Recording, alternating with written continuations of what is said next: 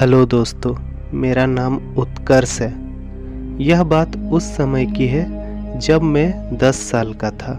मेरा जन्म एक छोटे से गांव में हुआ था। सारा पढ़ाई लिखाई मेरा उस गांव में ही हुआ है।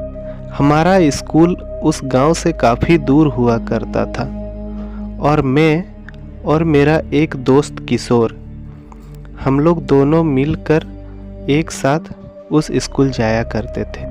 दोस्तों, आपको मैं एक बात बताना चाहूँगा।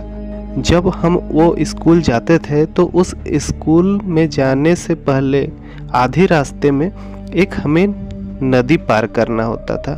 वो नदी ज़्यादा गहरा नहीं था, बस मैक्सिमम गहराई उसका जो कि हमारे घुटने तक आती थी।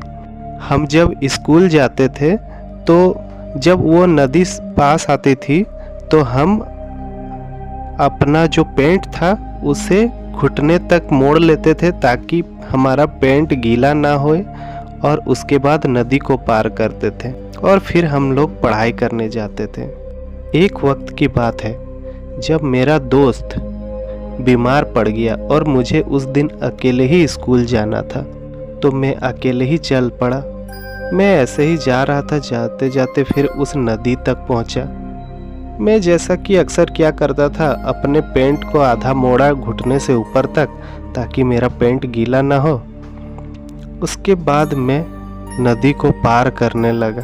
तो मैं जब उस नदी के बीचों बीच पहुंचा तो मैंने दूर देखा कि एक बच्चा वहां नदी के किनारे एक बड़े से पत्थर पर बैठा है। वह बच्चा 10 साल का प्रतीत होता था, पर मैंने गौर से देखा कि ये कुछ अलग सा दिख रहा था।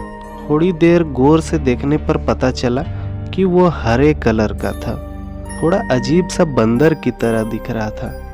मैं दूसरी ओर गया, उस पर ना गौर करते हुए मैं स्कूल पढ़ने चला गया। फिर मैं पढ़ने के बाद जब लौट रहा था, मैं उसी तरीके से नदी को पार कर रहा था। जब मैं नदी पार कर रहा था तो देखा कि कोई बड़ा सा, मानो कि कोई बच्चा मेरे सामने से अंदर में, पानी के अंदर में तैरता हुआ तेजी से पार हो गया हो। मैं हैरत में पड़ गया कि इतने कम पानी में कौन तैर सकता है इतना तेजी से। फिर मैं नदी के दूसरी ओर गया तो मैंने पीछे मुड़कर देखा कि वो जो आकृति थी जो कि उस नदी में तैर रही थी, वो थोड़ा सा सिर ऊपर उठाया और मैंने देखा कि वो अपने एक हाथ में वो एक बड़ा सा मछली पकड़ा हुआ था, और उसने वो मछली जोर से मेरी ओर फेंका और वो मछली ठीक मेरे पैरों के पास आकर गिरा। मैं थोड़ा सा घबरा उठा कि अरे यार, ये क्या, ये जो तैर रहा है जिसने मछली फेंकी, ये तो कोई बच्चा भी नहीं हो सकता, क्योंकि इतना छोटा बच्चा तो तैर भी नहीं सकता इतना तेजी के साथ, और ये थोड़ा अजीब भी दिख रहा है। मैंने वो मछली उठा ली और घर ले आया। घर आया तो मेरे मम्मी ने कहा कि वाह, ये तो बहुत ही बड़े साइज का मज़ेदार मछली है। उस रात हम लोगों ने मछली खाई, और जब मैंने बताया वो स्टोरी कि मुझे इस तरह का एक जानवर सा कुछ दिखा था जो कि तैर रहा था नदी में, तो घर वालों में किसी को भी यकीन नहीं हुआ। फिर अगले दिन तक मेरा जो दोस्त था उसका भी तबीयत ठीक हो चुका था, तो अगले दिन मैं उसके साथ चल पड़ा वापस। रास्ते में उसे अपनी सारी बात बताई जो कि मेरे साथ पहले दिन घटी थी। तो उसने कहा कि क्या मजाक कर रहे हो, ऐसा कभी नहीं हो सकता।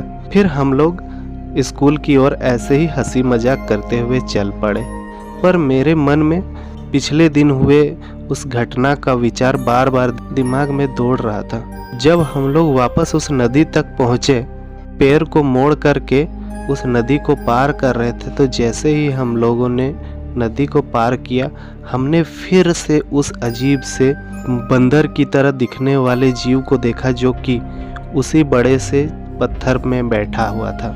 और इस बार मेरे दोस्त ने भी उसे देखा और वो चौंक पड़ा और उसने कस के चिल्लाकर कहा कि भाई, ये तो कापा है, ये कापा है, ये कापा है। मैंने कहा कापा है, ये क्या होता है? उसने कहा कि चलो भागो यहाँ से, मैं बताता हूँ कि कापा क्या होता है। और जब घर पहुँचे तो शाम को जब हम लोग दोनों आपस में खेल रहे थे तो मेरे दोस्त ने अपने पापा के फ़ोन में से इंटरनेट पे सर्च करके मुझे दिखाया कि ये देखो, उसने कापा लिखा, KAPPA। मैं भी चौंक पड़ा कि अरे हाँ, वो तो बिल्कुल एग्जैक्टली इसी तरह से दिखाई दे रहा था। इंटरनेट के अनुसार वह नदी में रहने वाला एक हरे कलर का मॉन्स्टर था जो काफ़ी कम ही दिखाई देता है और अभी के ज़माने में लुप्त हो चुका है। पर ये कैसे हो सकता है? हम दोनों ने तो उसे देखा था उस नदी पर। और इस बात को जब हम लोगों ने अपने घर वालों को बताया तो उन लोगों ने कभी हमारी इस बात का यकीन नहीं किया। आज उस घटना को 10 साल बीत चुके हैं और हम लोग 20 साल के हो चुके हैं, और हम दोनों उस बात को आज भी सोचते हैं तो हमें विश्वास नहीं होता है कि वो आखिर हमें दिख कैसे गया। और हम लोगों ने इस बात को जिन जिन लोगों को बताई, किसी ने इस बात का यकीन नहीं किया, पर हम दोनों को पता था कि वो असली में हम दोनों ने देखा था। आज भी मैं कभी कभी उस बारे में सोचता हूँ तो मैं डर जाता हूँ।